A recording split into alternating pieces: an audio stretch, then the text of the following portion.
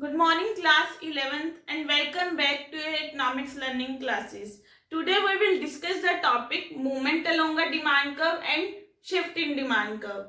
Yesterday जो हमने topic किया था वो किया था law of demand. I hope आपको वो टॉपिक अच्छे से क्लियर हो गया होगा. अगर आपको कोई भी प्रॉब्लम होती है तो नीचे कमेंट बॉक्स पे राइट कर दिया करो. देखो पहला हमारा आता है movement along a demand curve. देखो movement along a demand curve को हम चेंज इन क्वांटिटी डिमांडेड भी बोलते हैं, ठीक है. और शिफ्ट इन डिमांड कर्व को हम क्या बोलते हैं? चेंज इन क्या बोलते हैं? डिमांड बोलते हैं. देखो movement along a demand curve में क्या होता है, जब डिमांड क्या होती है, चेंज होती है with the change in price. Price के चेंज हो जाने से डिमांड में क्या होता है? चेंज होता है. उसको हम क्या बोलते हैं? Movement along a demand curve. यानी कि प्राइस में चेंज हुआ है और जो अदर फैक्टर होते हैं इसमें वो क्या रहते हैं? हमारे कांस्टेंट. अदर फैक्टर यानी कि इनकम हो गई, ठीक है, टेस्ट एंड प्रेफरेंसेस हो गई, प्राइसेस ऑफ रिलेटेड गुड्स हो गया, सब्स्टिट्यूट गुड्स, कॉम्प्लीमेंट्री गुड्स, इन ये सब क्या रहेंगे? कांस्टेंट रहेंगे. इसमें कुछ भी चेंज नहीं होगा. सिर्फ डिमांड किस लिए चेंज हो रही है? किसके चेंज हो जाने से? प्राइस के चेंज हो जाने से. तो वो कौन सा होता है? किसमें आता है? हमारा movement along a demand curve में. शिफ्ट इन डिमांड कर्व में क्या होता है? Demand changes with the change in other factors. यानी कि जब हमारे अदर फैक्टर्स में चेंज होता है और प्राइस क्या रहते हैं? हमारे कांस्टेंट रहते हैं. उसको हम क्या बोलते हैं? Shift in demand curve.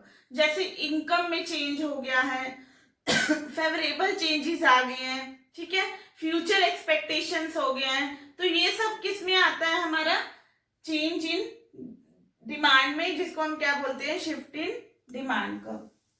अब देखो हमारे अगर प्राइस क्या हो जाते हैं? कम हो जाते हैं, तो डिमांड क्या होती है? बढ़ जाती है. तो उसको हम क्या बोलते हैं? Extension of demand. प्राइस क्या हो जाते हैं? बढ़ जाते हैं. डिमांड क्या हो जाती है? कम हो जाती है. तो उसको हम बोलते हैं कॉन्ट्रैक्शन ऑफ डिमांड, ठीक है. इसमें डिमांड या तो एक्सटेंड होगी. देखो प्राइस कम हुआ है, डिमांड क्या हुई है? बढ़ी है. तो ये क्या हो जाएगा? एक्सटेंशन. प्राइस बढ़ गई, डिमांड क्या हुई है? कम हुई है. तो ये क्या हो जाएगा? कॉन्ट्रैक्शन. इसमें या तो डिमांड का एक्सटेंशन होगा या फिर क्या होगा? कॉन्ट्रैक्शन होगा. और यहाँ देखो, अगर देखो इनकम बढ़ गई, नॉर्मल गुड्स की बात कर रहे हैं, नॉर्मल गुड्स के केस में अगर इनकम बढ़ जाती है तो डिमांड भी क्या हो जाती है? बढ़ जाती है. फेवरेबल चेंजेस हो गई है तो भी डिमांड क्या हो जाएगी? बढ़ जाएगी. तो उस टाइम पे हम इसको बोलेंगे इंक्रीज इन डिमांड, ठीक है. शिफ्ट इन डिमांड का में हमारा होता है इंक्रीज इन डिमांड.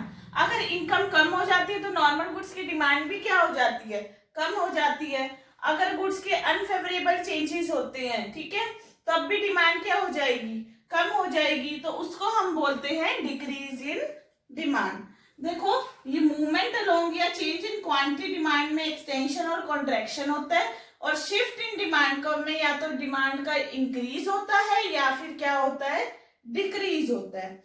अब आता है हमारा, अब हम डिटेल में स्टडी करते हैं extension of demand and contraction of demand. देखो एक्सटेंशन ऑफ डिमांड में क्या होता है?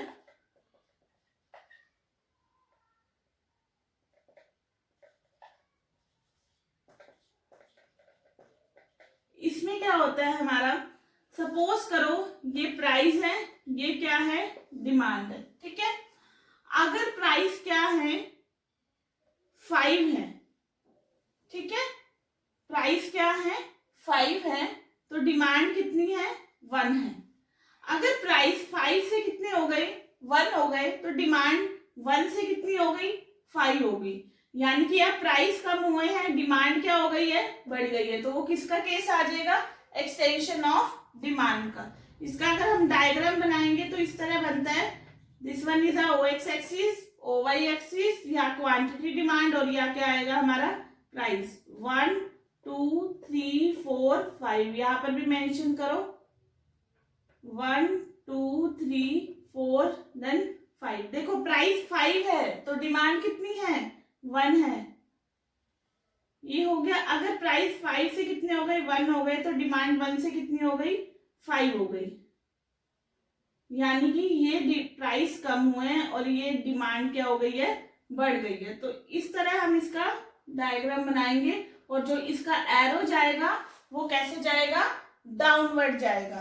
तो एक्सटेंशन ऑफ डिमांड का हम अनदर नेम भी लिखते हैं, इसको हम downward movement along a demand curve भी बोलते हैं, downward movement along a demand curve.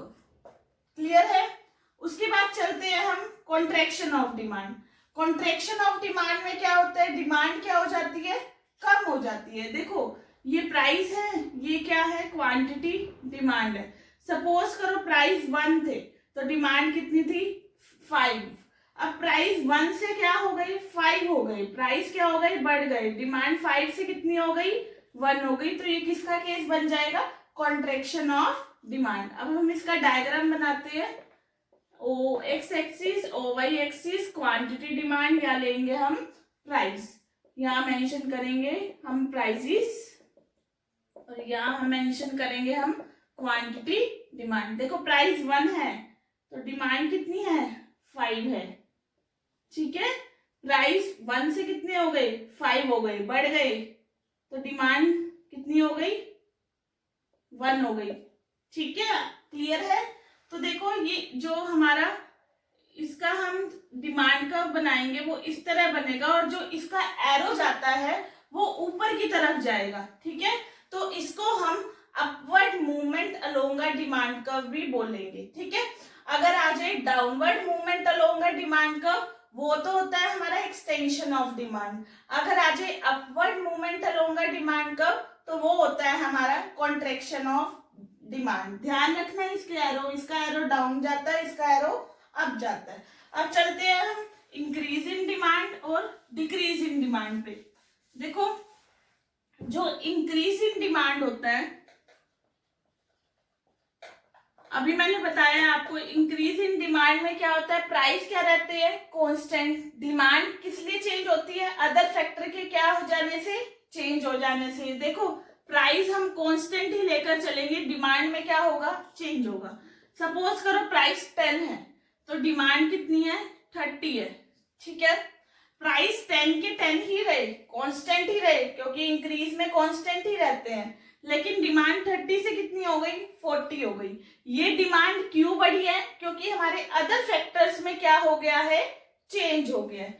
तो हम इसका अगर डायग्राम बनाते हैं तो इस तरह बनता है, ये देखो O X axis, O Y axis या क्वांटिटी डिमांड, यहाँ पर प्राइस, प्राइस कितने हैं, 10 है और हमारी डिमांड कितनी है, 40 है, 30 और 40 है। देखो प्राइस 10 है तो डिमांड 30, प्राइस 10 के 10 ही रहे, डिमांड 30 से कितनी हो गई, 40 हो गई। पहले डिमांड, ये डिमांड थी, अब डिमांड क्या हो गई, ये हो गई, यानी कि डी से कहाँ शिफ्ट हो गई, D1, D1 पे क्या हो गई, शिफ्ट हो गई, यानी कि ये कहाँ शिफ्ट हो रही है, राइटवर्ड शिफ्ट हो रही है।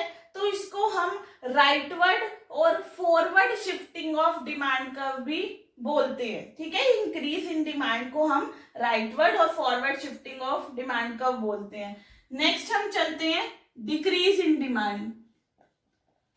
देखो डिक्रीज इन डिमांड में क्या होगा, प्राइस तो रहेंगे कांस्टेंट, लेकिन हमारी डिमांड क्या हो जाएगी, कम हो जाएगी। देखो प्राइस 10 के 10 ही रहे, डिमांड 30 से कितनी हो गई, 20 हो गई, क्योंकि ये अदर फैक्टर में क्या हो गया है, चेंज हो गया है। तो ये हमारा जो इसका डायग्राम बनेगा, इसमें बैकवर्ड शिफ्टिंग होगी। देखो कैसे होगी, प्राइस 10 के 10 ही है, देखो प्राइस 10 है तो डिमांड कितनी है, 30 है, तो ये हमारी डिमांड है। अब प्राइस 10 के 10 ही रहे, डिमांड 30 से कितनी हो गई है, 20 हो गई है, यानी कि कहाँ शिफ्ट हो गया है, बैकवर्ड शिफ्ट हो गया है, ठीक है। इस तरफ एरो जा रहा है, तो इसको हम बैकवर्ड और leftward shifting of demand curve भी बोलते हैं। तो ये था हमारा आज का टॉपिक। आई होप आपको ये टॉपिक अच्छे से क्लियर हो गया होगा। ये इंपॉर्टेंट टॉपिक है, इसको अच्छे से लर्न करना है और अपनी नोटबुक में नोट डाउन भी करना है। Okay, thank you everyone.